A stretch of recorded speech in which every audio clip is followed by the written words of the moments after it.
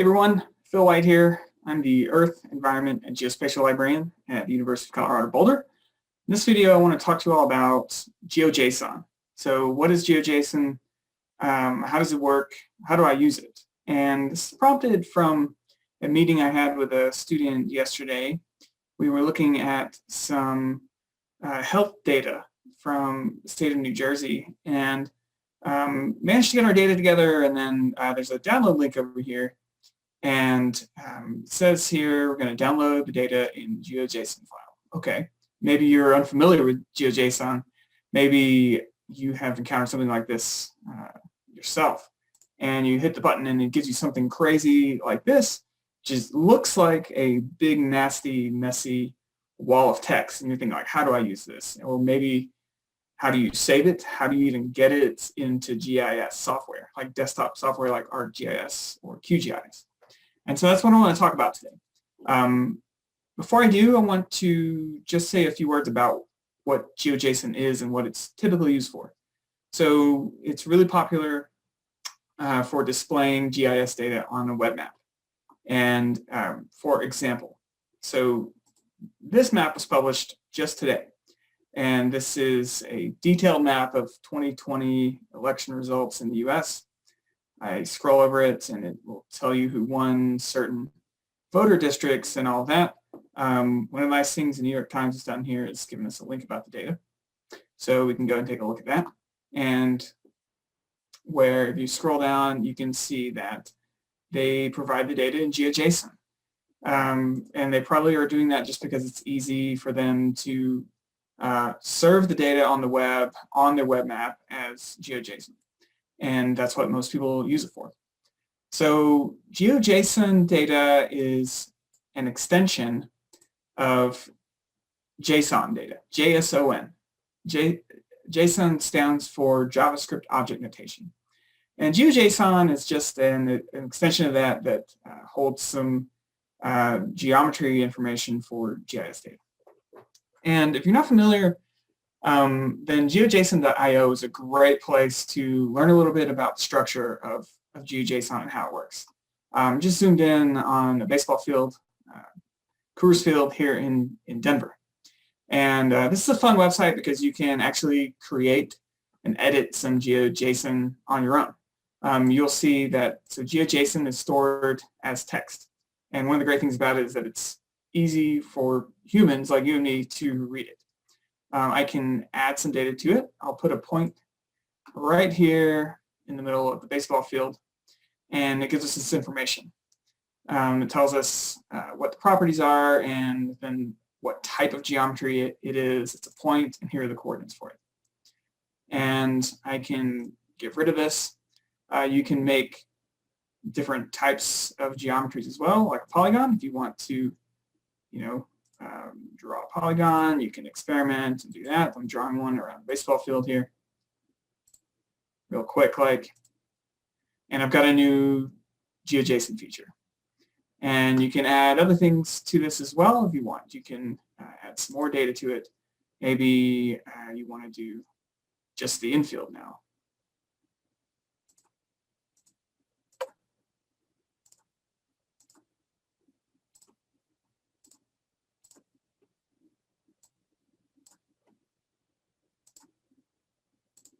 Okay, now I've got another feature and it loads down here. You can go in and edit attributes. So if you go to this table tab, you can say create a new attribute field. I'm just going to call it thing. Okay, and the first one I'm going to say baseball diamond.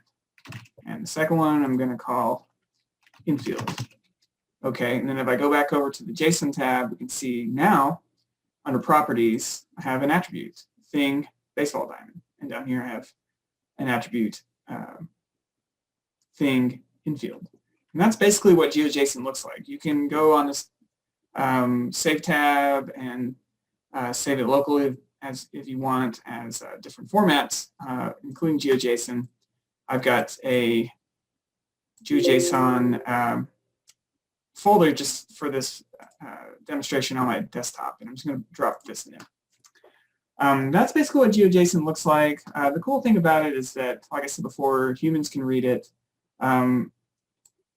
It is stored all in one place, which is nice, whereas in the shapefile, like say this random shapefile I have right here, there's multiple files, right? Whereas this GeoJSON I just created, it's just one. So it's all stored in one file. Here's an example of another bit of GeoJSON just in a text editor. And you can see it's pretty long. Each one of the features are here and start with a new type feature, and there's my attributes and all the geometry stuff. And it just goes on and on for each feature in the file. So that's a little bit about what it is.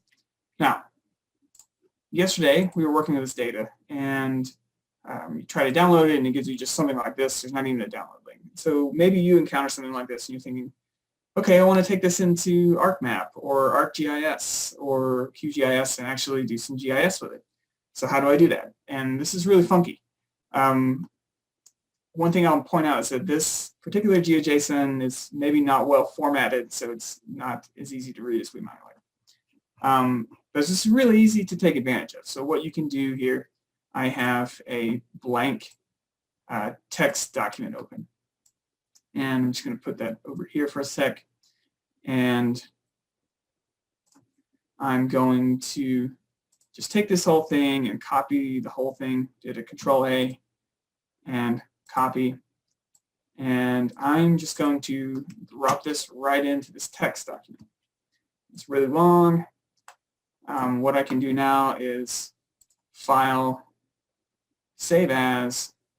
I've got my GeoJSON folder here on my desktop. Instead of making it a .text, I'm going to change this to all files. And this was a file from New Jersey. I'm going to name it New Jersey Dental because it was having to do with dental health in New Jersey. I'm going to give it an extension .geojson and save it. And just for the sake of demonstration, I'm going to also save a copy of this as regular JSON instead of GeoJSON, just to show you. And I'm going to save that. Okay, now I have 3 different GIS software open. I have QGIS, I have ArcGIS Pro, and I have rickety old ArcMap. And what I'm going to do is show you how to get the data into each one of these.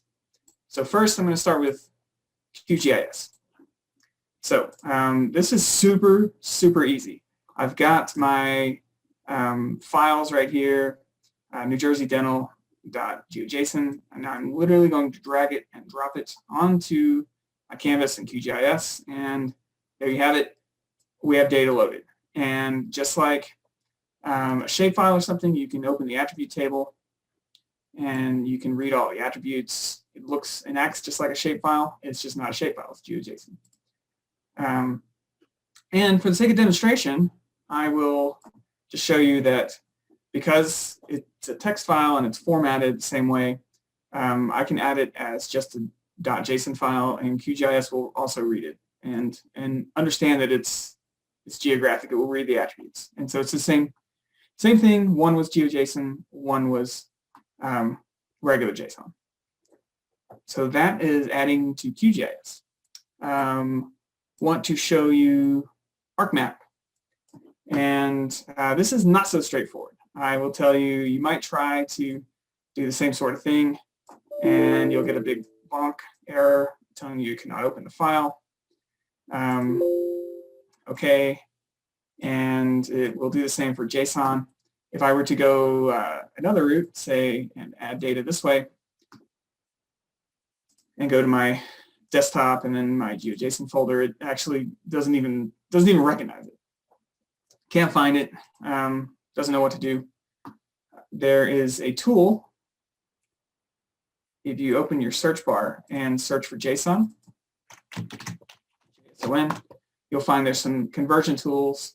One is you can output some things as JSON. You can do a JSON to features. And And I will do the same thing and navigate to my New Jersey dental.json file and try to add this. And let's see what happens. And you'll see down here I got a big error. So what's going on?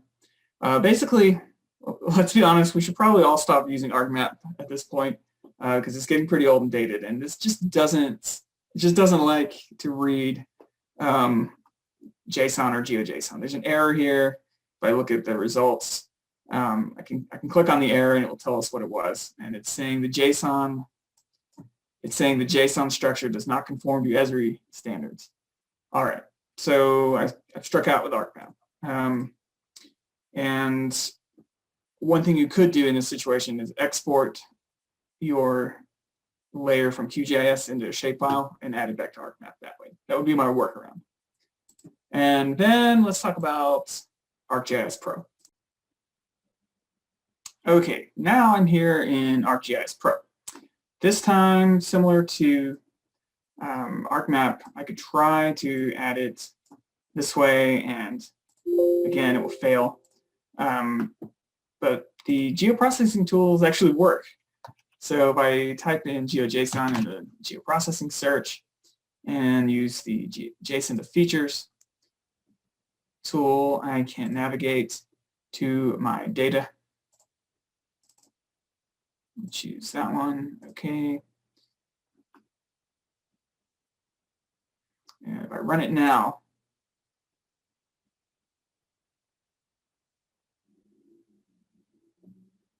it actually works. So that's essentially how you can get GeoJSON data into desktop GIS as a layer that you can work with.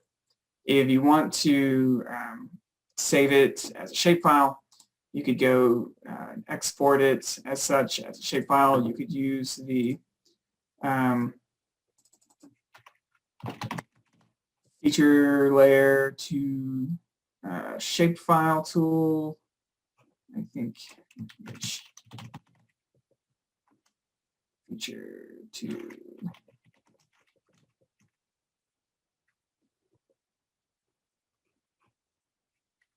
feature class to shapefile and get it out that way. So that's just a little bit about GeoJSON. And I will end by just saying the sort of downsides of working with it. I think there are a lot of pluses in that it's one file and it's human readable, so you can actually open it up as text and look at it before you ever start to use it. It does perform a little more slowly than something like a shapefile when it gets bigger and more complex. Otherwise, I really like using it. It's great for storing data on the web and then serving it out on a web map if you're into that type of thing too. Okay, so that's all for this video, and we'll see you next time. Feel free to email me if you have any questions at philip.white@colorado.edu. Okay, bye for now.